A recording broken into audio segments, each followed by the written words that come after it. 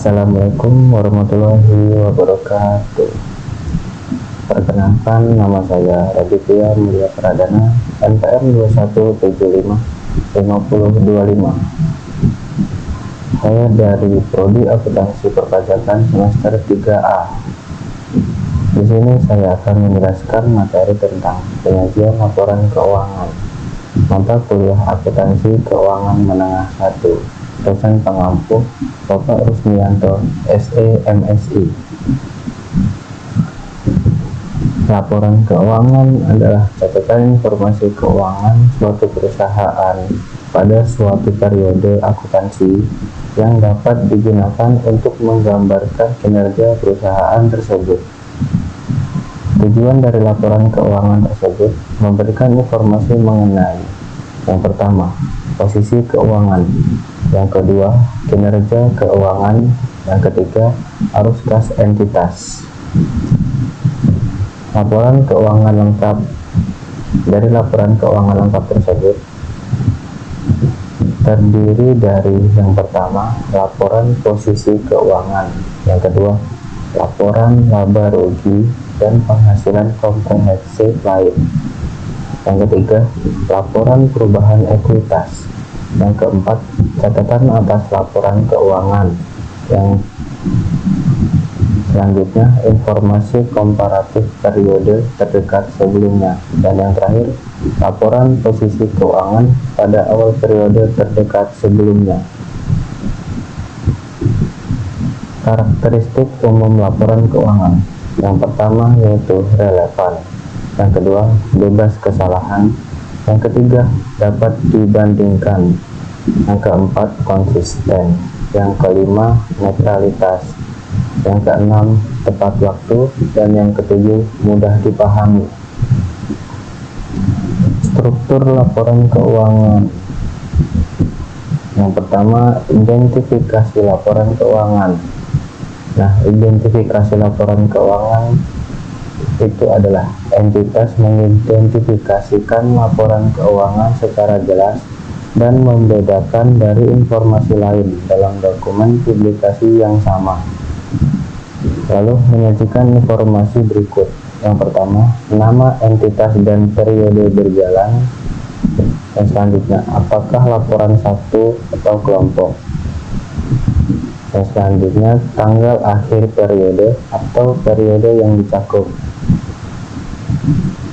Yang berikutnya, mata uang pelaporan. Dan yang terakhir, pembulatan yang digunakan. Laporan posisi keuangan.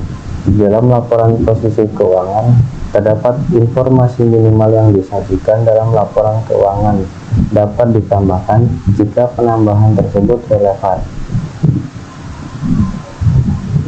Selanjutnya ada penyajian dalam line sendiri atau notes tergantung dari materialitas informasi tersebut. Lalu ada pos tambahan. Judul subtotal boleh disajikan sepanjang relevan. Lalu ada penyajian aset lancar dan tidak lancar, dan liabilitas jangka pendek dan jangka panjang sebagai klasifikasi yang terpisah. Dan ada pembedaan lancar dan tidak lancar berdasarkan realisasi atau penggunaan aset, penyelesaian kewajiban atau utang dalam jangka waktu 1 tahun.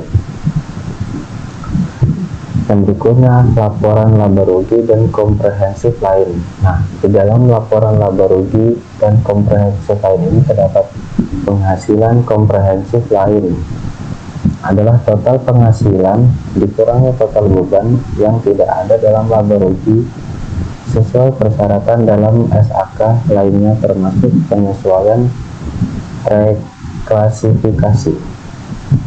Lalu ada penghasilan komprehensif, terdiri dari laba rugi tahun berjalan dan penghasilan komprehensif lain. Lalu ada laporan laba rugi komprehensif, dapat disajikan dalam 2 cara.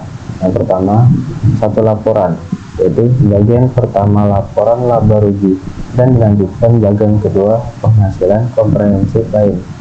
Yang kedua, 2 laporan, yaitu laporan laba rugi dan laporan penghasilan komprehensif. yang dimulai dari laba rugi tahun berjalan.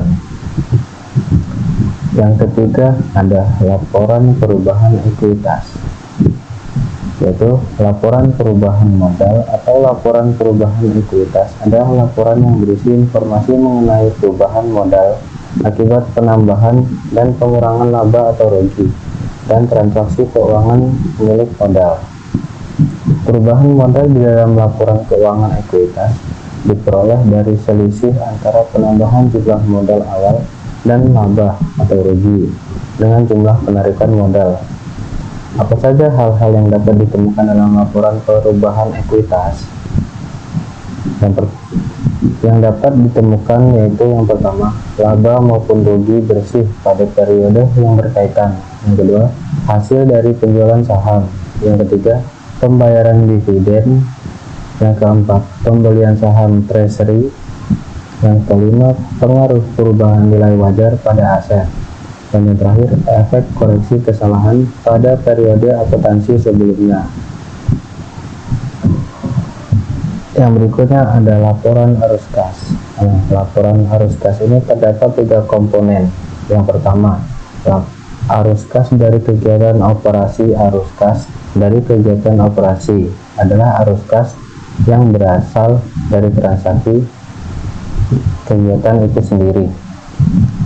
Ada beberapa contoh arus kas dari kegiatan operasi adalah transaksi yang mencakup penerimaan uang dari konsumen, pembayaran utang, gaji karyawan, pelunasan pajak, dan lain sebagainya.